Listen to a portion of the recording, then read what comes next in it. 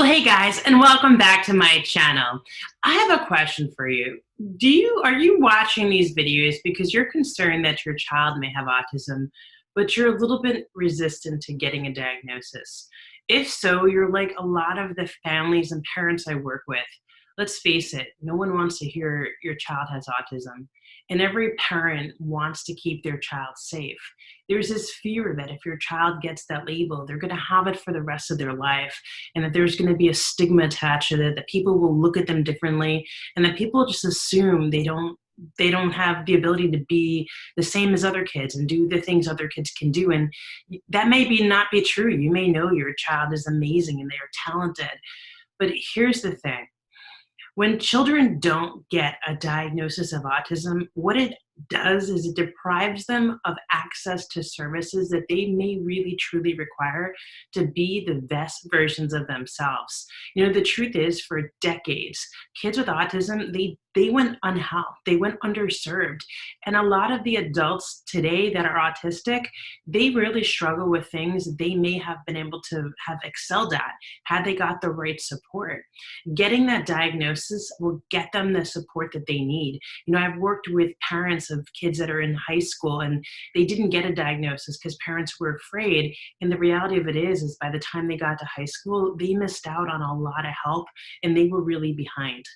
But even more importantly, I created a TV show called Bridge the Gap, and I interview adults who are autistic, and we have conversations. And one of the things I see a lot, one of the patterns I've seen, is that there's a lot of adults that are being diagnosed with autism that were autistic when they were kids, but never had the diagnosis. You know, a lot of them say that they felt so relieved because it helped them to understand themselves.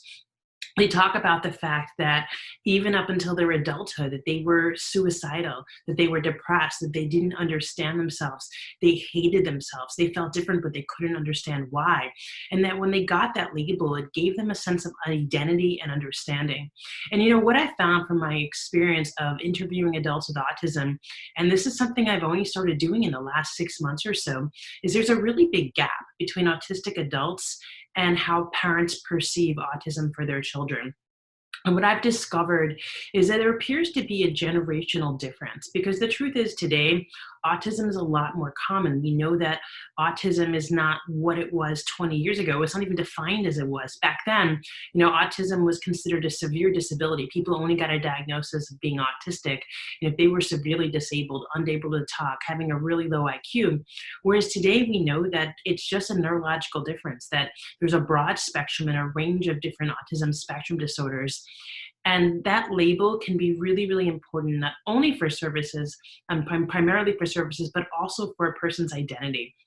And I would invite you as a parent, if you're struggling to understand that, you know, if you're watching this, like, head over to the channel, subscribe to the channel, watch the videos, Bridge the Gap, watch the adults that I've interviewed. You know, they will share with you why for them it was so important that they got that diagnosis. So, you know, Rosie Walden, I interviewed her last week. She shared how relieved she felt when she got her diagnosis. You know, I also did an interview with Becca Laurie. She shared how relieved she felt when she got that diagnosis.